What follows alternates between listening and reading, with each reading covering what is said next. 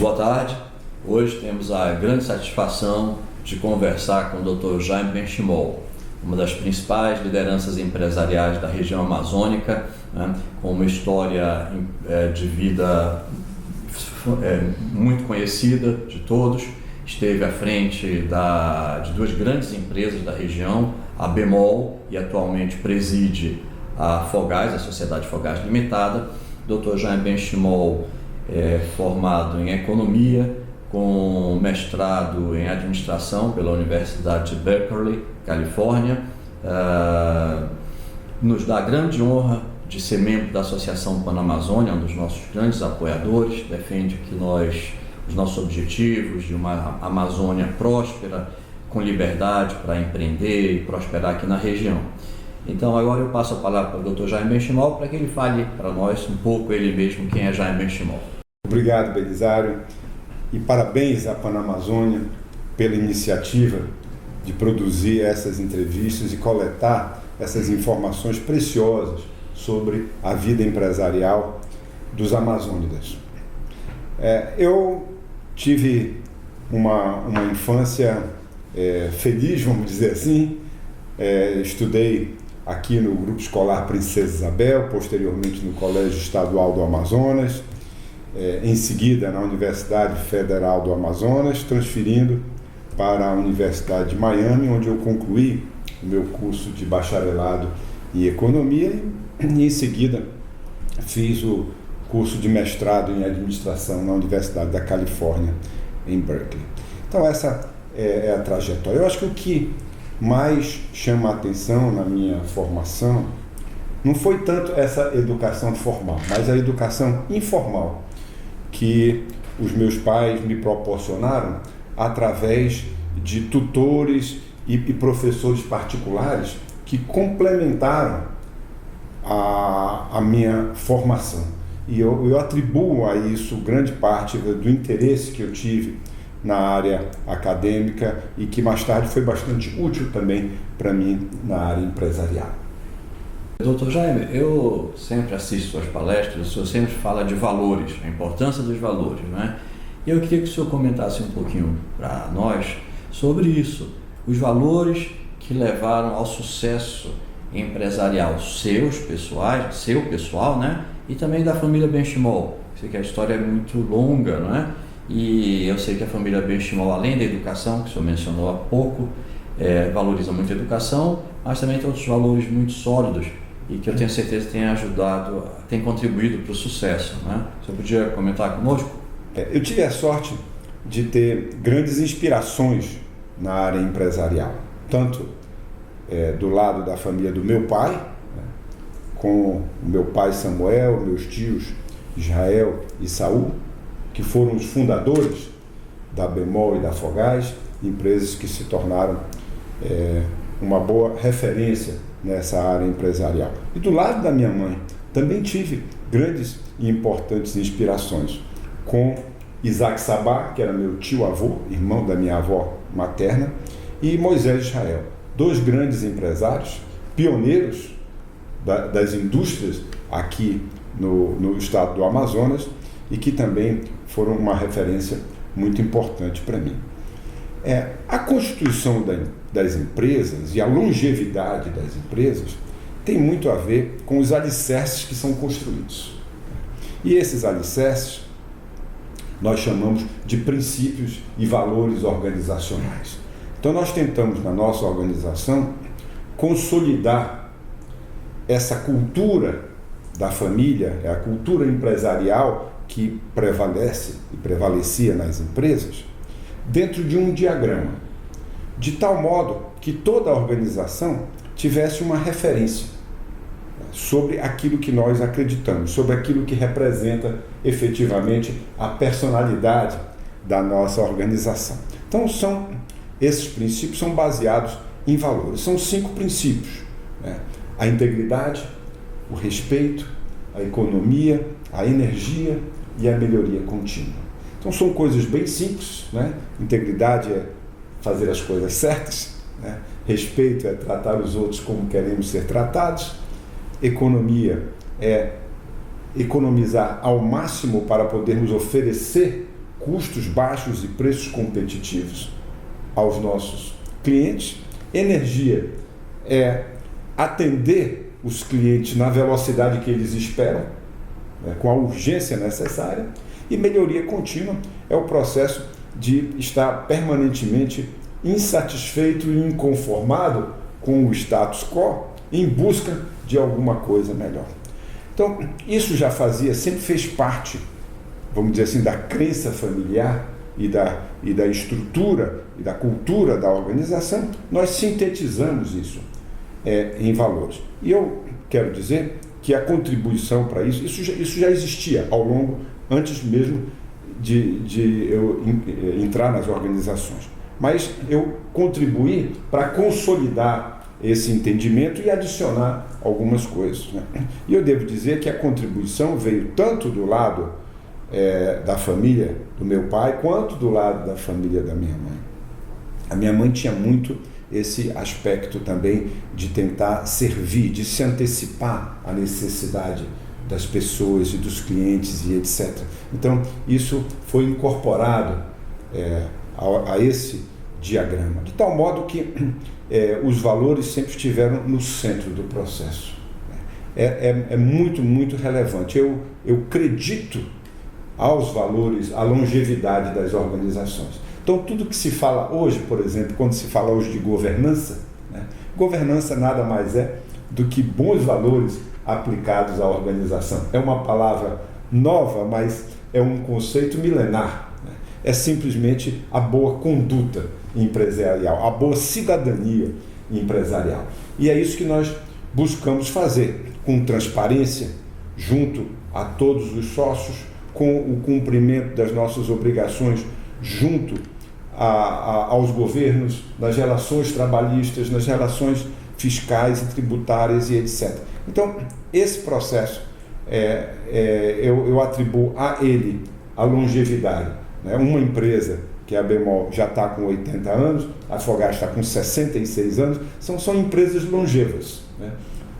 Esse é o meu conceito de sustentabilidade. Quando se fala, por exemplo, em sustentabilidade, então se entende uma porção de outras coisas, mas não há nada mais sustentável do que empresas longevas, que conseguiram ter rentabilidade ao longo da sua história, que conseguiram reinvestir esses recursos, que conseguiram criar oportunidades de crescimento para os seus funcionários e que prestaram bons serviços aos clientes antes, durante e depois das vendas. Então, esse é o conceito efetivo que nós entendemos como bons valores organizacionais nas organizações. Doutor Jaime, o senhor mencionou o seu tio-avô, né, o saudoso doutor Isaac Sabá, é isso? Ele, para os mais jovens, talvez não saibam, ele era considerado o maior empresário da Amazônia. A mídia nacional o chamava até de o rei da Amazônia, não é? E nos anos 50 ele teve um feito extraordinário, que foi criar aqui em Manaus, no interior da Amazônia, no interior do território nacional, uma refinaria, né? Algo inédito, permanece inédito porque não existe nenhuma outra refinaria até hoje que seja no interior do território brasileiro. Então é uma coisa assim extraordinária mesmo. Então, doutor Jaime, o senhor estava cercado desde a sua infância de grandes empresários maiores, né? O seu pai, o saudoso professor Samuel Benchimol, eu acho que um sinônimo de empreendedorismo. Então, não só, é verdade que ele teve uma parcela da vida dele muito dedicada à questão academia e tudo, mas todo mundo, o nome de Samuel Benchimol é um sinônimo de empreendedorismo e sucesso na região, não é? Então, me parece que seria inevitável que o senhor se tornasse empresário, não é? Mas nem todos os filhos de grandes empresários, pessoas que saem de famílias empresariais, se tornam empresários. Uns vão ser médicos, artistas. Qual foi o fator, o gatilho que foi decisivo para realmente que o senhor se tornasse empresário? E uma outra questão que eu queria que o senhor respondesse também: é notório que na comunidade israelita sempre há muitas histórias de sucesso empresarial. Os valores da religião, o senhor acha que também contribui, da religião israelita contribui para isso? Eu me tornei empresário, primeiro porque me foi dada a oportunidade de empreender, não é? Assim, muitos pais, às vezes, não criam um ambiente necessário e acolhedor que permita que os filhos ingressem com vontade e com alegria nas organizações. E eu tive essa sorte, vamos dizer assim, de meus pais terem essa compreensão muito cedo de que eles precisariam criar um ambiente favorável para que os filhos, ou no meu caso, eu desejasse voltar para a organização depois de ter estudado no exterior, que sempre você fica um pouco balançado isso. Eu acho que essa é uma dúvida que muitos pais têm: mando o meu filho para fora, depois ele não quer voltar, etc. Então, há sempre essa situação e esse risco. Mas no meu caso, eu nunca tive essa dúvida, porque sempre foi criado um espaço, né? Meu pai, sabiamente, por exemplo, ele colocou logo ao lado da carteira dele uma carteira com o meu nome, né? De tal modo que, para mim, eu mentalizei desde muito cedo que ali era o meu lugar. Então, eu acho que houve, vamos dizer assim, uma certa sabedoria por parte da geração que me antecedeu, mas houve, assim, da minha parte, um desejo de realizar também. Eu sempre gostei de pessoas que fizeram grandes realizações, né? Então, sempre me inspirei em grandes empresários, gostava de ler biografias e etc. Então, eu sempre tive essa vontade. A minha vontade não era de enriquecer, era de realizar, né? E continua sendo até hoje, né? Então, eu acho que o dinheiro, a fama e o poder não se busca diretamente. Se você buscar diretamente o dinheiro, a fama e o poder, provavelmente eles lhe escaparão. Nós devemos trabalhar, fazer o nosso melhor, e o aplauso virá ao final do seu desempenho, né? É como um artista que se apresenta num concerto de piano. Naquele momento que ele está dando o concerto, ele não está pensando no aplauso, ele está pensando em fazer a melhor performance da sua vida, né? Mas se isso acontecer, então o aplauso virá. Então, o aplauso para o empresário vem sob a forma de dinheiro, de poder e de reconhecimento. E isso é uma coisa que gratifica, mas não se deve buscar diretamente na minha avaliação. Com relação à religião judaica e à influência da religião na vida empresarial, eu devo dizer que as religiões, de um modo geral, são fatores extraordinariamente positivos na vida das pessoas.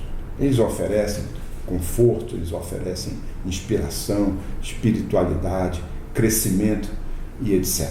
Então, de um modo geral, em todas as religiões há espaço para, todas as religiões promovem essas virtudes. A religião judaica tem uma coisinha que eu acho diferente, que é a questão do inconformismo. Por natureza, os judeus são questionadores e inconformados com o status quo. Então, eu acho que isso talvez seja um fator adicional que pode, em algumas situações, promover, vamos dizer assim, uma maior incidência de empresário. O desejo, o apetite ao risco, por exemplo, talvez seja mais presente. Como a história dos judeus no mundo sempre foi uma de estar continuamente migrando, então a ideia era adquirir o máximo de conhecimento para que você possa levá-lo consigo. Então, o seu tesouro é o conhecimento. Então, o conhecimento é transportável, não é? As riquezas materiais não são. Então, acho que por conta disso, há uma ênfase grande na educação, que não é exclusiva da nossa religião, as outras religiões também promovem isso, né? E essa questão de buscar, vamos dizer, fazer as coisas sempre um pouco melhor, e uma vez alcançado, de refinar ainda mais e etc. Então, é uma espécie de insatisfação contínua que existe como parte da filosofia da religião. Dr. Jaime, o exemplo que o senhor disse, né, do seu pai, do saudoso professor Samuel Benchimol, que tinha já lá no escritório uma carteira com seu nome, o senhor está repetindo com os seus netos, né? Porque aqui na mesa de reunião tem o nome dos dois. De uma certa forma, sim. Dr. Jaime, o senhor falou que o povo israelita, né, vive migrando. E vocês, a família, assim, quem está na Amazônia, todos nós chegamos aqui em algum momento, né? Todos nós somos migrantes. Mas vocês migraram, a família Benchimol especificamente, migrou do norte da África para a Amazônia, ainda no século XIX, e foi uma história de muitas dificuldades, muitos desafios que tiveram que ser vencidos, né? E eu queria falar dessa migração, por quê? Para que o senhor falasse um pouco de como foi a origem das empresas, da vida empresarial da família Benchimol.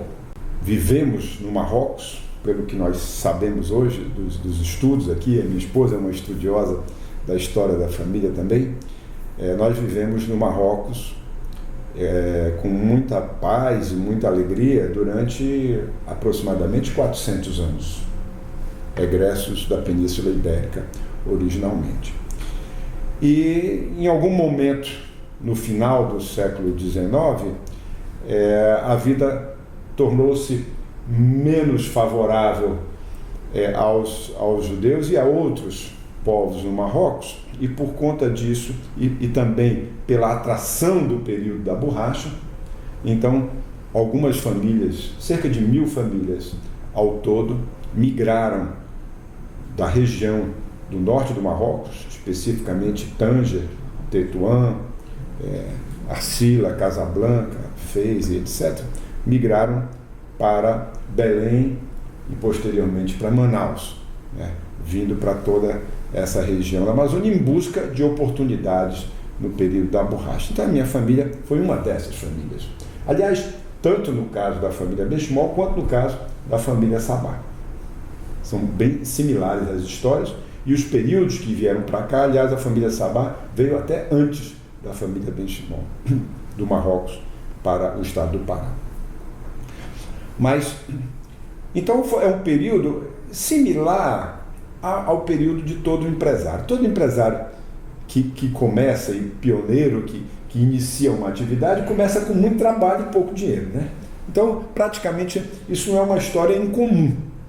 Se você for olhar as histórias das empresas, todas elas são assim, muito trabalho e pouco dinheiro, às vezes quase nenhum dinheiro, às vezes só trabalho.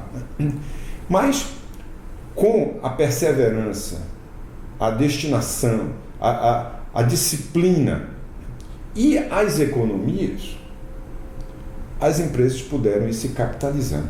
Eu acho que esse é um aspecto importante também. Se você observar, por exemplo, nas nossas empresas, os primeiros 40 anos, nós não distribuímos lucro. Tirávamos um prolabore para sobrevivência das famílias, mas não distribuímos lucro durante 40 anos. Todo o tempo reinvestindo isso na organização para tornar a organização mais moderna, mais capitalizada e oferecer maior oportunidade de crescimento. Então, eu acho que esse é um período importante da vida das organizações. As dificuldades que se teve na Amazônia são muito parecidas com as dos outros empresários também em outras regiões, elas não são exclusivas, né?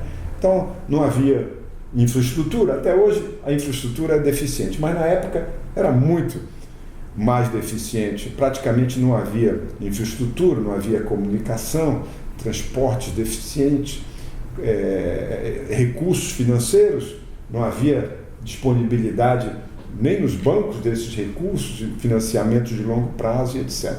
Mas aos poucos foram se criando oportunidades. No nosso caso, a Bemol foi criada como uma empresa de representação de medicamentos, num primeiro momento, por conta de um tio que nós tínhamos e que ele estava descontinuando esse negócio e repassou isso para o meu pai e seus irmãos. Começamos a ser representante de medicamento, depois representante de outros produtos, inclusive de eletrodomésticos. Né? E a partir daí surgiu a ideia de se fazer uma loja de eletrodomésticos, e depois é a história que a gente conhece. No caso da Fogás, que é uma empresa um pouco mais nova, a história foi também muito interessante, porque o meu tio-avô, Isaac Sabá, havia manifestado o desejo de construir uma refinaria. Né? E ele era um pensador estratégico, bastante intenso e profundo. E ele disse, olha, eu acho que dá para fazer uma refinaria aqui, mas nós não temos nenhum recurso. O meu tio Moisés, sobrinho de Isaac Sabá, na época que era um dos seus funcionários mais importantes, um dos seus colaboradores mais importantes, disse, olha, nós conhecemos uma pessoa, ele e o meu pai eram muito amigos. Então Moisés Israel e Samuel Ben-Shimon eram muito amigos. Tiraram férias juntos e viajaram juntos. Certa ocasião, antes mesmo do meu pai e minha mãe se casarem. E nessa viagem eles conheceram uma moça que era filha do presidente do Bank of America. Então, nessa ocasião, quando o Isaac Sabá quis construir a refinaria, eles lembraram, olha, nós conhecemos a filha do presidente do banco, quem sabe, por aí se abre uma porta.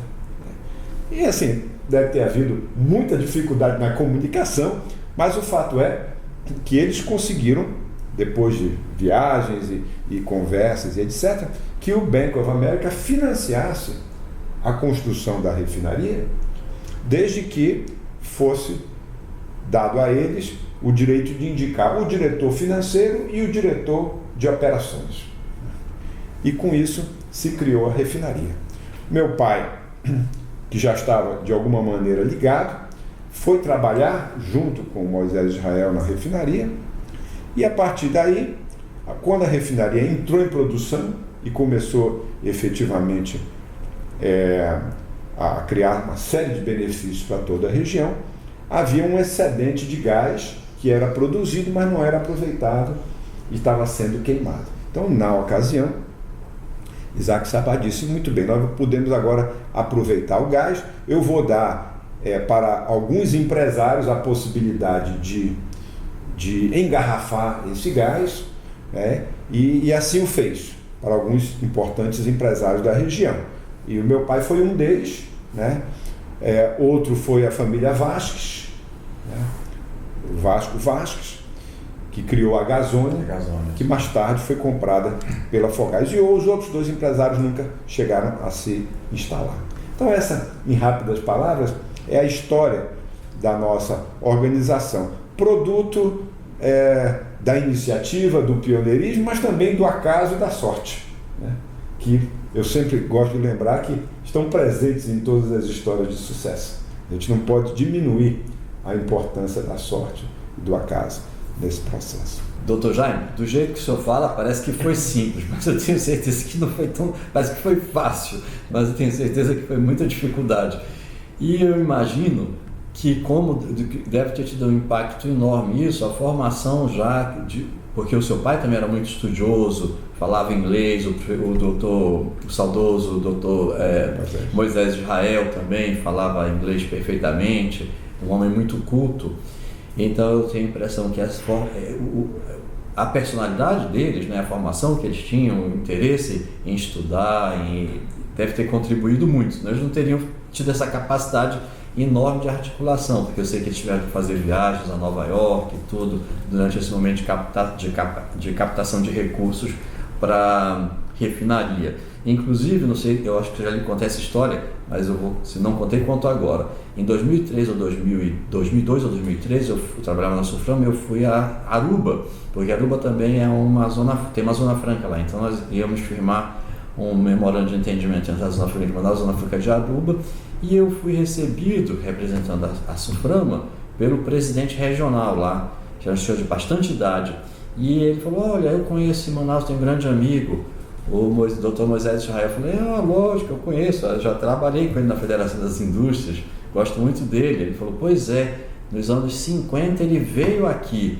porque eles estavam montando uma refinaria em Manaus, e ele veio aqui fazer várias consultas, e eu fiquei impressionado com o nível de articulação do Dr. Moisés nos anos 50 para um empresário aqui de Manaus, né? A gente em uma cidade isolada, mas ele já tinha essa conexão em todo mundo e conseguiu fazer isso.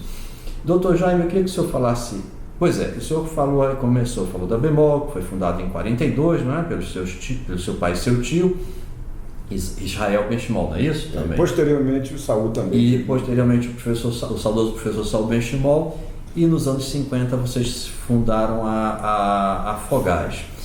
E obviamente, quando o senhor herdou o controle das empresas, né, a condução das empresas do seu pai, já nos anos 80, nos anos 90, né? 80. Nos anos 80, né?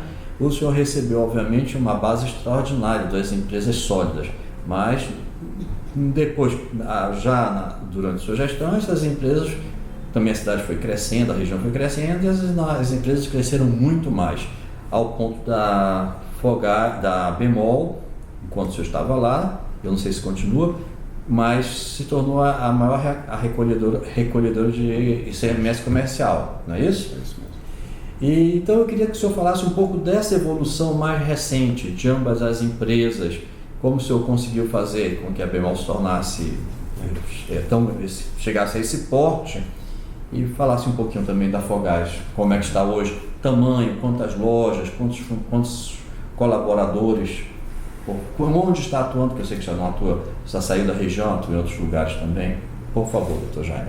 Primeiro, deixa eu começar falando sobre o papel do sucessor, porque eu não fui um empresário fundador das organizações. Eu entrei com uma segunda geração.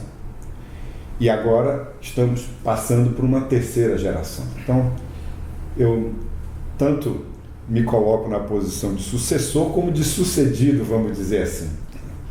E devo dizer que para o sucessor é uma posição muito difícil, porque se você dá errado, a imagem que passa é que você recebeu tudo certinho e colocou a perder o legado que os seus pais lhe entregaram. Se você dá certo, você não fez mais do que sua obrigação, porque já estava tudo pronto, né? Então, o sucessor é numa posição realmente complexa. E muitas vezes, o sonho do pioneiro não é o sonho do sucessor, mas você recebe um legado que você não pode desprezar. Então, você tem que transformar aquilo no seu sonho, mesmo que não seja. Então, não é um processo simples. Eu estou comentando isso porque muitos empresários estão agora na fase de sucessão, né? E talvez seja útil eles compreenderem como é que um sucessor se sente nesse processo. Mas, voltando aqui sobre o crescimento das organizações. Ora, desde o primeiro momento, a ideia sempre foi de pensar no cliente. Então, nós sempre começamos em pensar no cliente. O que eu posso fazer para tornar esse cliente fiel? Se eu tivesse de sintetizar, vamos dizer assim, a minha missão empresarial ao longo desses anos, seria de buscar a fidelidade dos clientes. Isso se aplica tanto ao trabalho feito na Bemol, quanto ao trabalho também na Fogás. No caso da Bemol, que eu participei mais ativamente durante quase 40 anos, nós crescemos organicamente, sem aquisições, e lentamente, mas continuamente, ao longo desse processo. Então, do momento que eu entrei nas organizações, por exemplo, em 1980, até o momento que eu saí, em 2018, nós crescemos a uma taxa real composta de em torno de 14% ao ano, né? Isso, eu estou citando esse percentual porque muitos jovens têm muita pressa de crescer e eles acham que se olha 14% ao ano não parece muito, mas 14% ao ano em 38 anos, representa 60 vezes. Então, quando nós entramos e quando nós saímos, a empresa havia crescido 60 vezes, com uma taxa de crescimento composta anualmente de 14%. Isso, assim, claro que tem muito trabalho pelo meio do caminho, não dá tempo para contar detalhes, mas eu diria que se eu tivesse de destacar o que efetivamente foi diferente, de maior valor, era criar uma empresa com bons valores, uma boa cultura empresarial, que eu já mencionei no início da entrevista, e uma boa estratégia, que se adequa continuamente. Então, uma boa estratégia é uma estratégia difícil de duplicar. É quando você cria uma posição exclusiva e duradoura na organização. Então, quando você cria, vamos dizer assim, no caso do varejo, você conseguiu uma ótima localização no melhor shopping da cidade. Então, você tem uma posição estratégica duradoura. Quando você cria um produto, como era o caso do cartão Bemol, que dava bônus nas compras e que dava outras coisas, com um conceito e uma marca difíceis de duplicar. Isso obtido através dessa busca obstinada de atender bem o cliente, de dar razão aos clientes, em muitos casos, mesmo que eles não tivessem, mas de saber dizer sim para as coisas que tinham um bom encaixe estratégico e saber dizer não para aquilo que efetivamente não era tão importante ou não era tão prioritário. No caso da Afogados, e por conta disso, a empresa cresceu, com várias lojas e depois com farmácias e etc. E continua o seu trabalho hoje. No caso da Afogados, nós temos uma história também muito interessante.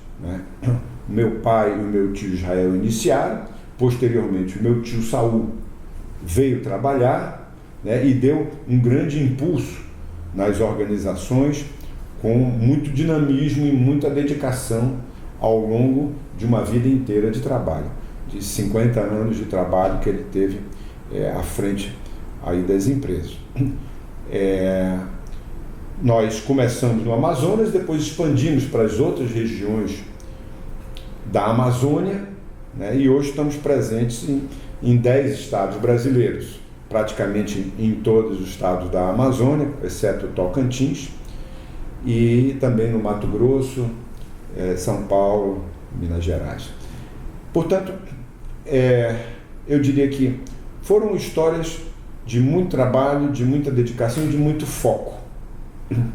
Eu acho que um dos fatores diferenciais é que nós criamos duas empresas diferentes, o que já é uma certa diversificação, mas uma vez que foram criadas essas duas empresas, nós não nos distraímos com outras coisas ao longo da nossa história empresarial. Então nós mantivemos a disciplina de concentrar naquelas empresas, procurando dar o melhor e resistimos à tentação de aceitar outras propostas. Porque surgiram, e sempre surgem para os empresários, muitas alternativas. Vamos fazer uma concessionária de automóveis, vamos fazer uma empresa de pneus, vamos fazer uma fábrica de perfumes, vamos fazer... E muitas alternativas sempre surgem, E para essas alternativas que não tinham nenhum encaixe estratégico, nós dissemos não acertadamente ao longo desses anos todos, concentrando os nossos recursos, a nossa atenção e o eventual talento empresarial que tivéssemos nos negócios que nós conhecíamos. Porque esse é um ponto. Quando você conhece o negócio, você pode tomar risco. Então o risco é muito mais fácil de ser tomado naquele negócio que você conhece. Quando você inicia um negócio novo, aí efetivamente é quando você tem a possibilidade de cometer mais erros, a menos que esse negócio seja muito ligado ao seu negócio atual. Ou seja, doutor Jaime, saber dizer não é estratégico às vezes, E, doutor Jaime, o senhor mencionou a questão mencionou um dos produtos de vocês, o cartão Bemol, né? E aí eu estava pensando nisso, que a Amazônia, do meu ponto de vista, é uma terra de muitas oportunidades, né? Justamente porque tem muitas carências, muitas dificuldades. E essas dificuldades, essas carências acabam representando oportunidades. Eu vejo que muitos empresários que vêm para cá têm sucesso justamente na medida em que eles encontram um meio de suprir essa carência, de suprir essas dificuldades. O caso do Irani Bertolini, que ofereceu um modal logístico que não tinha, né, atendendo a necessidade das lojas da Zona Franca de Manaus ainda nos anos de 1970. Mais recentemente, o Yoran Yael, inclusive, que foi um empresário que o senhor me apresentou na Amazônia, chegou aqui tem uns 20 anos e começou a oferecer, por acaso, na verdade, internet por satélite para as empresas do distrito, e depois expandiu o negócio e se consolidou, já é um grande empresário. Então eu vejo que todo mundo que empreende na Amazônia acaba atendendo vê as dificuldades e aí vê as oportunidades nessas dificuldades e prospera, ajudando a região de certa forma. E eu imagino que a Bemol ajudou muito aqui a região a oferecer, a facilitar o consumo para as pessoas, não é? Inclusive com crédito, também com a logística, entregar o produto no interior, não sei, queria que o senhor me dissesse. E a Afogás é óbvio, né? Oferecendo com segurança o gás de cozinha que todo mundo precisa.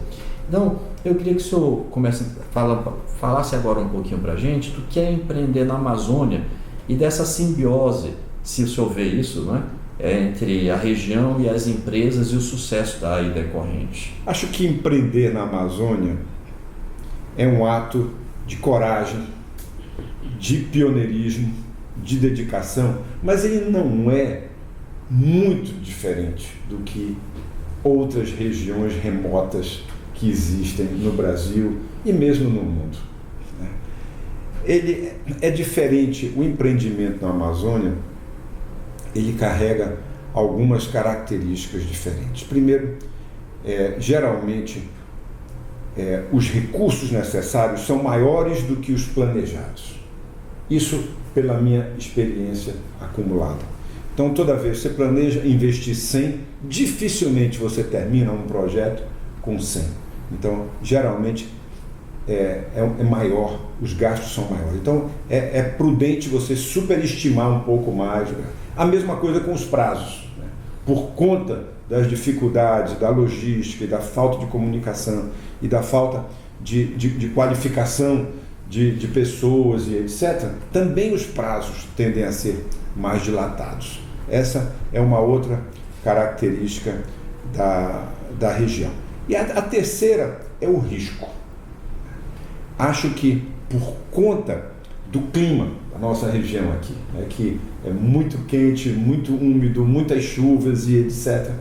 Então, você tem um ambiente de risco muito maior. E das distâncias, obviamente, né, e falta de infraestrutura. Então, isso cria um ambiente de risco muito maior para o empresário.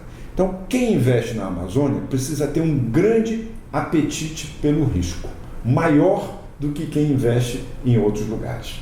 Essa, vamos dizer assim, é a diferenciação que eu faço. Além de estar disposto a gastar um pouco mais do que orçou, de estar disposto a gastar mais tempo do que planejou, é preciso ter uma paciência e um apetite pelo risco, porque muito mais coisas vão dar errado do que se antecipava. Então, para aqueles que, vamos dizer assim, não tem tanta paciência, tanta resiliência, a Amazônia não atende. Uma outra coisa que eu observo em termos de investir na Amazônia é que a Amazônia aceita bem projetos de pequeno porte, aceita bem projetos de médio porte. A Amazônia não aceita bem projetos de grande porte. Toda vez que você, ou grandes empresários, vamos pegar o caso do projeto Jari, do Ludwig, né, lá no Pará, para produzir caolim, para produzir celulose, etc. Esse foi um grande projeto, com destaque mundial, investimentos de bilhões de dólares, e que encontrou a resistência típica da Amazônia. As instituições se voltam contra o empresário, se voltam contra o empreendedor. Há uma reação, um receio de que aquilo vá mudar dramaticamente a vida ou a cultura da organização, ou que não esteja sob controle brasileiro, enfim. O fato é que a Amazônia, na minha observação, não aceita muito bem grandes projetos, a não ser quando é de iniciativa de empresas estatais. Então você vê, o projeto Carajás só foi possível porque na época a Vale do Rio Doce era uma empresa pública. As grandes hidrelétricas só foram possíveis porque havia nos consórcios empresas públicas. Então essa é um aspecto que não é muito positivo. A Amazônia não aceita muito bem projetos de iniciativa privada, sejam estrangeiros ou brasileiros, de grande porte. Ou se o empresário quiser fazer um projeto grande, é mais fácil ele começar com módulos menores e ir crescendo, ao invés de fazer uma coisa grande de só. Essa é, infelizmente, a minha percepção, e eu gostaria de ver isso mudado. Mas hoje, com as instituições que temos e com um processo de licenciamento múltiplo, quase que infinito, que é demandado das organizações, esse processo se torna muito difícil. Um bom exemplo é o projeto do potássio, que está há aproximadamente 12 anos em desenvolvimento, em planejamento, em concepção, em licenciamento, e ainda não foi concluída nem a etapa do licenciamento. Esse é um exemplo do que a gente efetivamente observa e do que precisa ser mudado. Porque não é justo, nem com os empresários e nem com a população daqui, abrirmos mão de projetos grandes e importantes nesse processo. Mas eu acho que todas as empresas que sobrevivem aqui na região, para responder o teu comentário primeiro, todas as empresas que sobrevivem aqui na região sobrevivem porque prestaram um serviço bom para as pessoas. E se isso não fosse possível, elas não teriam sobrevivido. A longevidade das organizações é função da utilidade social dessas empresas. Uma empresa que faz um bom serviço, por exemplo, que abastece o interior do Amazonas, seja com combustíveis, seja com mercadorias, seja com o que for, presta um serviço importante para essa população. E se ele consegue fazer de forma eficiente, a um custo relativamente mais baixo, então ele estará prestando um grande serviço à população. No capitalismo, a troca entre o comprador e o vendedor é um jogo de soma positiva, ou seja, o vendedor ganha porque está vendendo um produto com alguma margem de lucro, e o comprador ganha porque ele prefere o produto do que o dinheiro que ele pagou por ele. Então, essa equação de que os dois se beneficiam é um bom exemplo de como essas organizações contribuíram para o desenvolvimento da nossa região e como eu espero que continue a contribuir. Eu não acredito que os empresários que fizeram essas empresas ou que deram essas contribuições tivessem pensando em propriamente servir a Amazônia.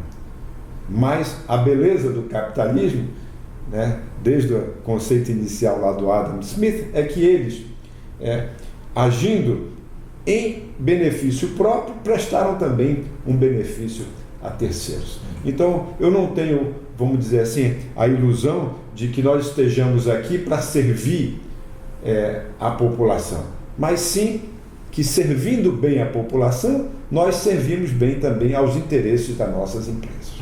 Doutor Jaime, na sua fala anterior, o senhor mencionou a questão da empresa Potássio do Brasil, né? Que, para quem não sabe, para quem não é aqui da região, aqui no Amazonas, na divisa dos municípios de Altazes e Nova Olinda do Norte, há uma das maiores reservas de potássio do planeta, né?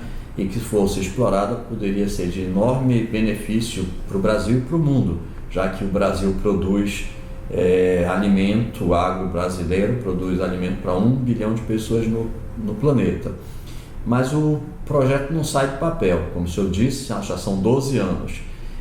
A partir desse exemplo, doutor Jaime, eu queria ouvir sua opinião sobre a questão ambiental, né, na legislação, e se isso o senhor avalia que dificulta o desenvolvimento socioeconômico da região amazônica. Certamente eu acho que há excesso na conduta ambiental e nas exigências ambientais. Esse excesso torna muito difícil o desenvolvimento e o pioneirismo na nossa região. Porque todo projeto novo, projeto chamado Greenfield, projeto que começa do zero, vamos dizer assim, obviamente que tem algum impacto.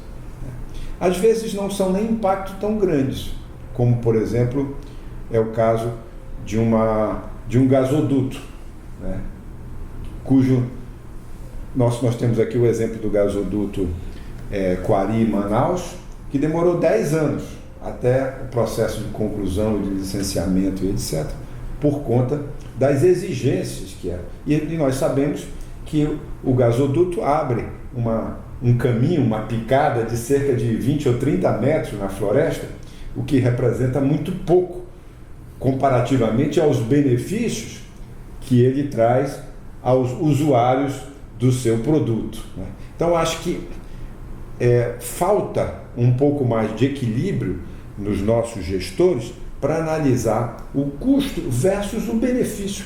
Nós estamos enfatizando exageradamente o custo ambiental. Qual é o impacto que está havendo, que poderá haver sobre as plantas, sobre os animais, sobre as populações nativas e etc, etc. E estamos deixando de lado o benefício que isso gera para o consumidor final, ou para o Estado em termos de arrecadação, ou para a criação de novos empregos e de novas oportunidades e de nova riqueza na região. Então nós estamos maximizando a importância que damos a esses custos, que muitas vezes são pequenos, e negligenciando o benefício final ao consumidor. Vamos dar um exemplo aqui de países desenvolvidos que dizem ter grande consciência ambiental e que fazem exatamente isso que a gente gostaria de ver aqui. Vamos pegar o caso da Noruega. Noruega é um país de 4 milhões de habitantes que acumulou uma riqueza enorme advinda do petróleo descoberto no Mar do Norte em conjunto com o Reino Unido. E hoje a Noruega explora e produz 2 milhões de barris de petróleo por dia. Ora, a Noruega se diz um estado extremamente preocupado com o meio ambiente.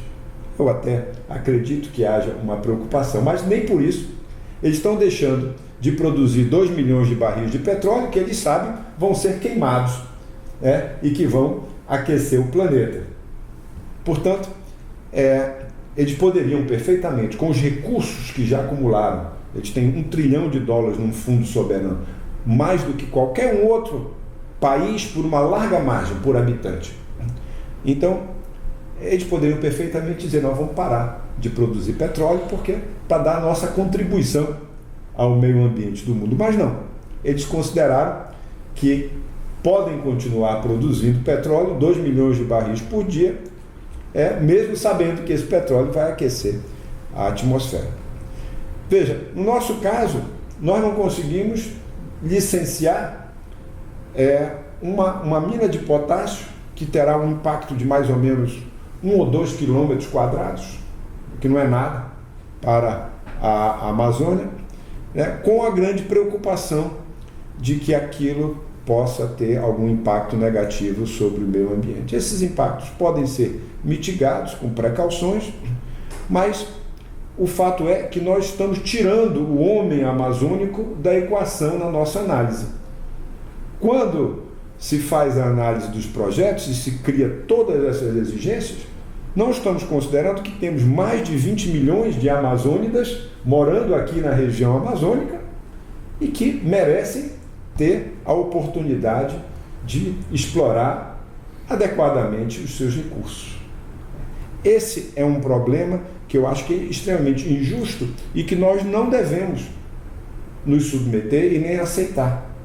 Nós temos o dever, a obrigação de nos insurgir contra essa mentalidade, que é uma mentalidade atrasada, que não faz justiça ao uso dos nossos recursos. Eu não estou propondo derrubar a floresta, mas eu estou propondo que seja permitido que sejam construídos portos, que sejam melhoradas as hidrovias, que sejam construídas ou atualizadas e ampliadas as rodovias, de tal modo que nós possamos utilizar os recursos e usufruir, pelo menos, de uma parte dos benefícios a que nós temos direito. Bem, doutor Jaime, excelente até agora uma aula.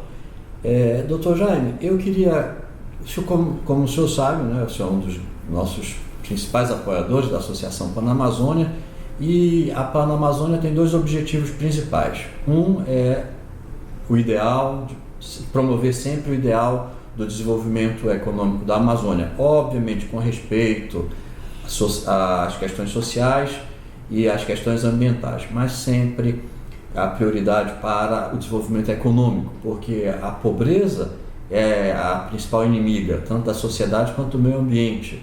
E o outro ponto que é muito importante, o segundo ponto que é muito importante para a Amazônia, é defender uma agenda liberalizante para a prosperidade da região. Então, eu queria que o senhor mencionou um pouco antes na sua fala a questão do excesso de licenças, o emaranhado de licenças que a empresa precisa para operar. A partir desse comentário, eu queria que o senhor comentasse um pouco para quem não é daqui da região, para que conhecesse, como é a realidade, né, dessa questão burocrática aqui na Amazônia, se ela se diferencia um pouco do resto do país. Por exemplo, aqui nós temos exigências que poucas pessoas sabem, que afetam os negócios, como a questão da praticagem, que não é necessariamente uma norma, não é burocracia, mas é uma das exigências que atrapalha um pouco aqui a vida empresarial. Então eu queria que o senhor falasse desse excesso de normas, como é importante burocratizar para que as empresas para que se possa ter mais investimento aqui na região. Eu sou um grande fã do capitalismo, do liberalismo e da iniciativa privada. Acho que não há mecanismos mais eficientes para alocar recursos, para promover o desenvolvimento, para promover a inovação do que o capitalismo. Na nossa organização, nós temos dado grande ênfase a isso. Meu filho José tem dado muitas grandes contribuições, Jonathan, nosso diretor, também tem dado grandes contribuições nessa área de inovação nas organizações. Sem o capitalismo não há inovação.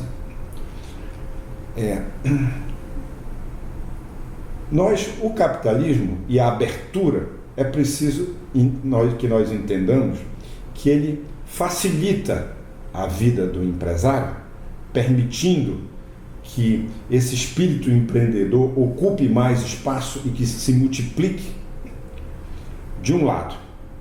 De outro lado, é importante que a gente entenda que, ao promover o capitalismo, nós estamos também convidando outros empresários de outras regiões, com grandes talentos também e competências, para virem para a nossa região. Então nós devemos também estar prontos para competir, porque muitas vezes nós achamos que o liberalismo é a solução, mas quando chega na hora de competirmos, aí nós não queremos mais. Então eu acho que esse é um aspecto muito relevante dessa avaliação. Eu acho assim que o empresário brasileiro ele é fã do capitalismo só pela metade.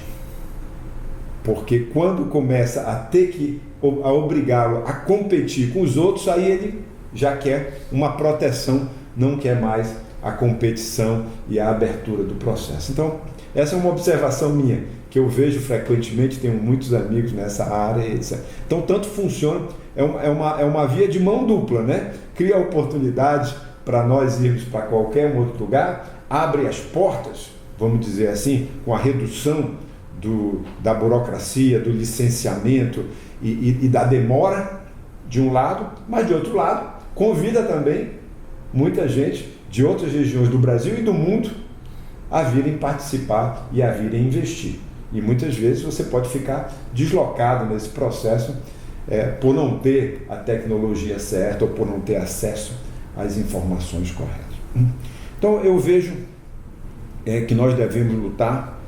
Não há nenhuma sociedade no mundo que tenha se desenvolvido em termos elevados, de IDH elevado, sem o capitalismo. Eu estava, inclusive, lembrando aqui, fazendo uma pesquisa agora essa semana, sobre o IDH nos municípios aqui da Amazônia.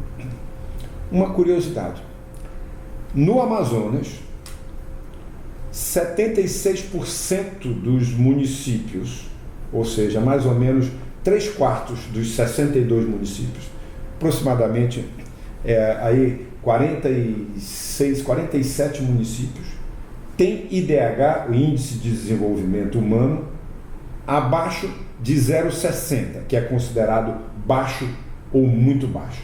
Tem alguns que têm abaixo de 0,50, que é o padrão da África equatorial mais pobre. Portanto, nós temos aqui no estado do Amazonas, especialmente no interior, um índice de desenvolvimento humano muito baixo, um grau de pobreza muito elevado. O estado do Pará é um pouco melhor, mas não muito melhor, e os estados do Nordeste também estão no mesmo nível, alguns melhores, mas a maioria também nessa mesma coisa. Piauí, Maranhão, etc., muito baixo os níveis de desenvolvimento humano. Isso mostra que nós não estamos sendo justos com essa região.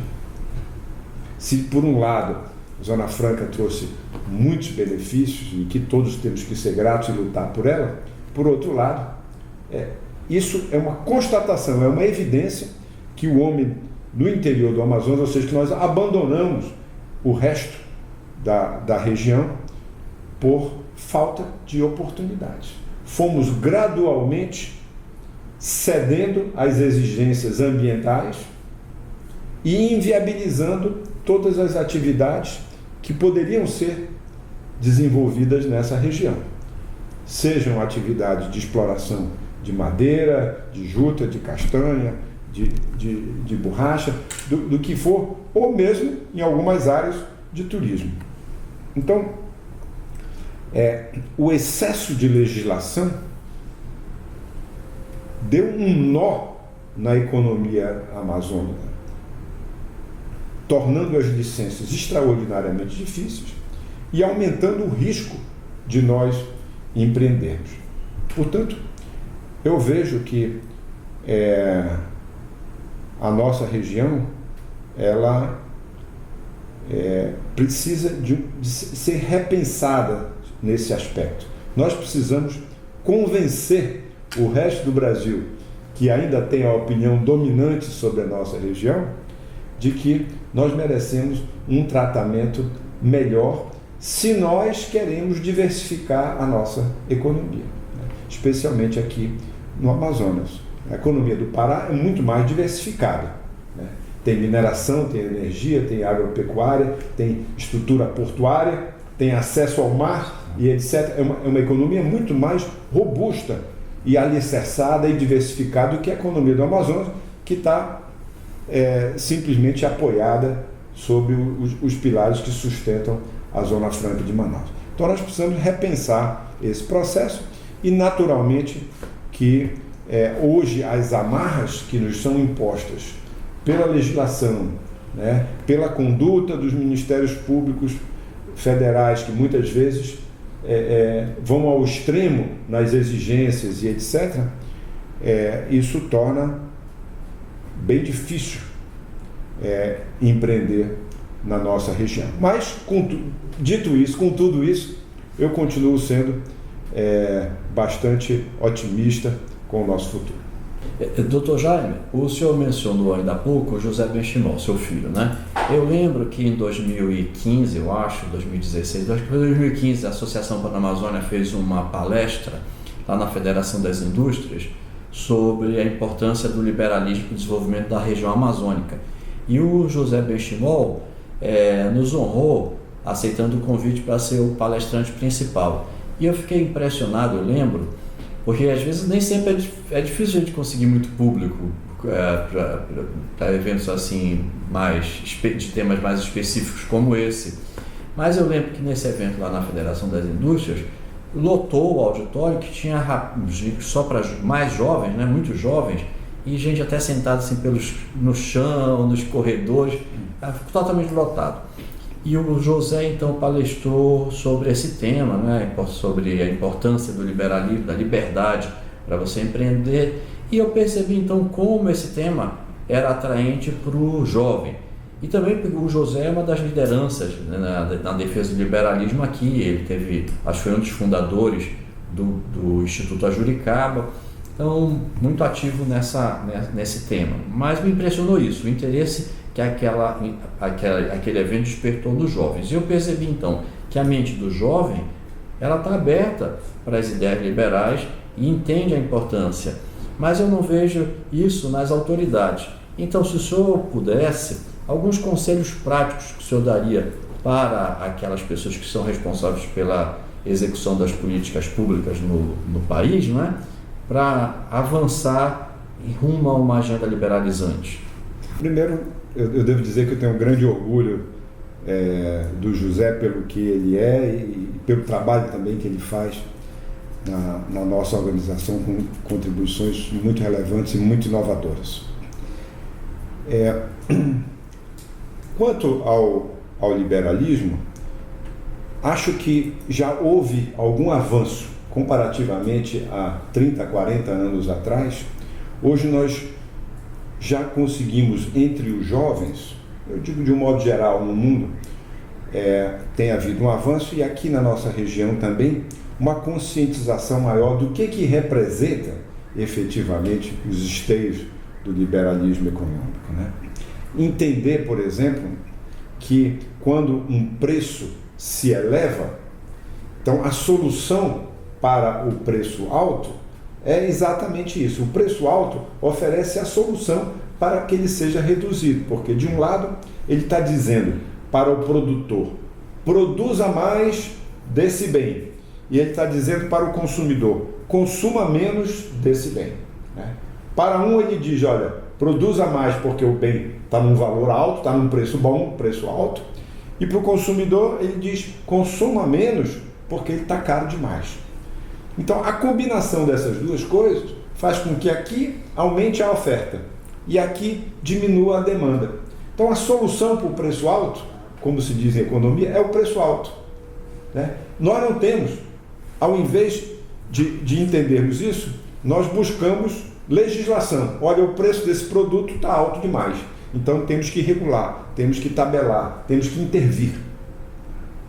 Então, é preciso que nós ganhemos consciência de como funciona esse mecanismo para podermos propagar isso. E a falta de compreensão, mesmo dos políticos e mesmo dos legisladores, sobre o funcionamento desse processo é muito importante. Quando o preço está baixo demais, a mesma coisa, ele manda uma mensagem para o produtor, pare de produzir isso. Se o tomate está baixo demais, ele diz, pare de produzir tomate, vai fazer alface, vai fazer uma outra coisa, né? E para o consumidor, ele diz, olha, pare de comer outra coisa e passe a comer tomate porque o preço está baixo. Então, esse funcionamento tão simples, mas tão mal compreendido pela população, define a alocação de recursos eficiente. Então ele está dizendo para um, faça alguma coisa e não faça outra. O preço é o sinalizador do investimento. Então, e o preço não se deve intervir nesse mecanismo do preço, porque uma vez que você faça qualquer intervenção, você vai tornar a alocação de recursos ineficiente. Aí você para de intervir, os preços se alteram e os investimentos que foram feitos se inviabilizam. Então, se nós queremos investimentos duradouros, investimentos longevos, investimentos verdadeiros, ambiente de negócios confiáveis, nós temos que manter os preços livres e desobstruídos de qualquer intervenção. Esse é o princípio essencial do liberalismo econômico, do capitalismo. Naturalmente que o direito de propriedade, a liberdade de ir e vir, e a liberdade de falar e de se comunicar e etc. são outros pilares. Muito tem sido escrito sobre isso e falado sobre isso, mas pouco tem se compreendido e menos ainda tem se adotado. Então está muito difícil, por exemplo, nós convencermos os nossos políticos de que o governo tem que ser pequeno. Nós que ainda temos a mentalidade do governo grande, o governo interventor, o governo que controla, tenta controlar pelo menos o desenvolvimento e a alocação de recursos. Quando o que nós precisamos é um governo menor, um governo mais enxuto, com menos impostos, deixando os recursos na mão do consumidor, para que ele escolha o que vai fazer, deixando os recursos na mão do empresário, para que ele possa investir livremente e, com isso, promover o desenvolvimento. Dr. Jaime, mais uma vez, muitíssimo grato, realmente foi uma aula. Eu queria então deixar agora esses últimos minutos para os seus comentários finais e, se possível, Dr. Jaime, que o senhor desse um conselho para quem quer vir para a Amazônia, para empreender aqui na região. Eu diria o seguinte, eu tenho, como eu disse, um grande otimismo com relação à região. Eu considero as pessoas que estão aqui na Amazônia um ativo importante. São pessoas boas, são pessoas humildes, são pessoas trabalhadoras, são pessoas dedicadas, são pessoas alegres. Nós temos um ativo. Podemos não ter, vamos dizer assim, do ponto de vista científico, uma base educacional rica como nós gostaríamos. Mas do ponto de vista humano, nós temos uma população extraordinária. E isso é muito, muito importante e é um ativo. Por exemplo, para a área social, para áreas em que você se relacione com outras pessoas, como festas, eventos, atendimento em empresas de serviço e etc. Eu conheço poucas regiões que oferecem uma população tão qualificada quanto a população daqui. Então tem muito espaço para isso, essa indústria de serviços, tudo que faz com que pessoas, gente que gosta de gente, né? A Amazônia é cheia de gente que gosta de gente. Então essa indústria de serviços, nós estamos muito bem posicionados, porque temos essa facilidade nesse atendimento. A Amazônia está de braços abertos, deve estar de braços abertos para o Brasil e para o mundo. Mas não devemos também criar oportunidades para nós que estamos aqui. A oportunidade vale para todos. Eu acho que nós continuamos a ser uma região que ainda há muito a fazer, principalmente para aqueles, como eu falei anteriormente, que estão dispostos a tomar risco, que estão dispostos a conviver com a possibilidade de sucesso, mas também com a possibilidade de fracasso.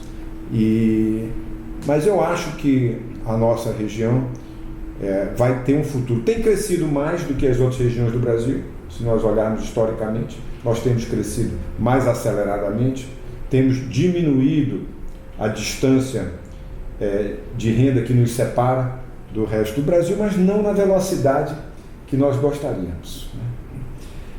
Portanto, se eu puder dar alguma sugestão aqui para os empresários, é que sejam persistentes, estejam prontos para tomar riscos e que conheçam a região, porque só pode gostar, só pode amar a região alguém que a conhece profundamente.